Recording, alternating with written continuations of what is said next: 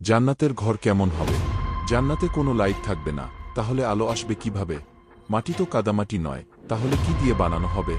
জান্নাতের ছাদ কার ছায়ায় হবে? কোন নামাজ আপনার জন্য জান্নাতের ঘর বানাবে? জান্নাতের প্রথম দল কারা হবে? লাইক ও ফলো করুন যেন পরবর্তী পর্বগুলো মিস না হয়। এমন বিশাল প্রাসাদ হবে, একটি তাঁবুর উচ্চতা ৬০ মাইল পর্যন্ত, যেখানে আল্লাহর নূরের আলো হবে, লাইট লাগবে না। মাটি পর্যন্ত হবে কস্তুরীর সুবাসে ভরা। রাসূল সাল্লাল্লাহু আলাইহি ওয়াসাল্লাম বলেছেন, জান্নাতের ঘর হবে এক ইট সোনার আর এক ইট রূপার। এর মেঝে হবে সুগন্ধি মেশক, দেয়াল হবে মুক্তা আর ইয়াকুত দিয়ে সাজানো, ছাদ হবে আল্লাহর আরশের ছায়ায়।